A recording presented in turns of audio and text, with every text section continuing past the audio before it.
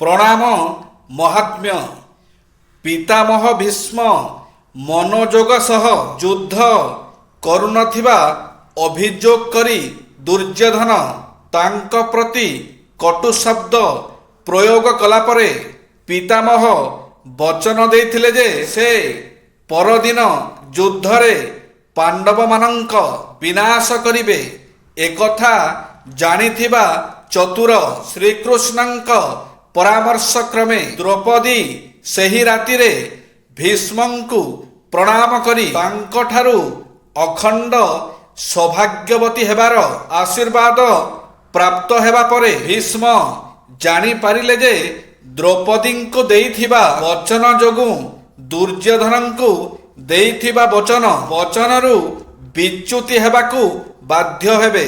ଆଶୀର୍ବାଦ ହାସଲ କରିଥିବା ଦ୍ରୌପଦୀଙ୍କୁ ସେ ରାତିରେ ଶ୍ରୀକୃଷ୍ଣ କହିଥିବା ଗୁରୁତ୍ୱପୂର୍ଣ୍ଣ କଥା ଏଇଆ ଥିଲା, ତୁମେ ପିତାମହଙ୍କୁ ପ୍ରଣାମ କରିବା ଭଳି ଏକ ସରଳ କାର୍ଯ୍ୟ କରି ତା ବଦଳରେ ତୁମ ସ୍ୱାମୀମାନଙ୍କର ଜୀବନଦାନର ଅଭୟ ବର ହାସଲ କରିନେଲ। ଯଦି ତୁମେ ସବୁଦିନ ପିତାମହ ଭୀଷ୍ମ, ରାଜା ଧୃତରାଷ୍ଟ୍ର ପ୍ରମୁଖ ଗୁରୁଜନମାନଙ୍କୁ ପ୍ରଣାମ କରିଥାନ୍ତ ଏବଂ ଦୁର୍ଯ୍ୟୋଧନ, ଦୁଃଶାସନ ଆଦିଙ୍କ ପତ୍ନୀମାନେ କୁନ୍ତି ଓ ପାଣ୍ଡବମାନଙ୍କୁ ପ୍ରଣାମ କରି ସେମାନଙ୍କର ଆଶୀର୍ବାଦ ପ୍ରାପ୍ତ ହୋଇଥାନ୍ତେ, ତାହେଲେ ଆଜିର ଏ ଯୁଦ୍ଧକୁ ଏଡ଼ାଇ ଦିଆଯାଇ ପାରିଥାନ୍ତା। ମହାଭାରତର ଏହି ସଂକ୍ଷିପ୍ତ ପର୍ବରୁ ଅନ୍ତତଃ ଏହି କଥାଟି ସ୍ପଷ୍ଟ ହୁଏ ଯେ ଅନ୍ୟମାନଙ୍କୁ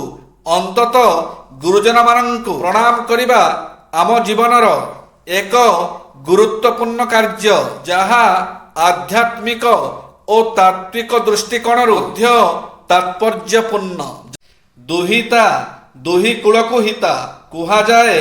ଦୁହିତା ଦୁହି କୂଳକୁ ହିତା ଅର୍ଥାତ୍ କନ୍ୟାଟିଏ ଉଭୟ ବାପଘର ଓ ଶାଶୁ ଘରର ଲକ୍ଷ୍ମୀ ଭଳି। ପିତୃଗୃହରେ 22 ବର୍ଷ କଟାଇବା ପରେ କନ୍ୟାଟି ଗୋଟିଏ ଅଜଣା ପୁରୁଷର ହାତ ଧରି ସବୁଦିନ ପାଇଁ ଶାଶୁଘରକୁ ଚାଲିଯାଏ। କନ୍ୟା ପିତା କନ୍ୟା ଦାନ କରି ଓ ଯଥାସମ୍ଭବ ଯୌତୁକ ଓ ଉପହାର ଦେଇ କନ୍ୟାକୁ ଶାଶୁଘରକୁ ପଠାଇ ଦିଅନ୍ତି। 10 ଦିଗପାଳ ଓ ଅଗ୍ନିକୁ ସାକ୍ଷୀ ରଖି ବେଦୀରେ ପୁରୋହିତଙ୍କ ମନ୍ତ୍ର ପାଠ ଓ ବାହାରେ ସାହାନାଇର ଗୁଞ୍ଜନ ମଧ୍ୟରେ କନ୍ୟାର ଶୁଭ ବିବାହ ସମ୍ପନ୍ନ ହୋଇଥାଏ। ନବବଧୂର ମନ ବଗିଚାରେ ଫୁଟେ ଅସଂଖ୍ୟ ଫୁଲ।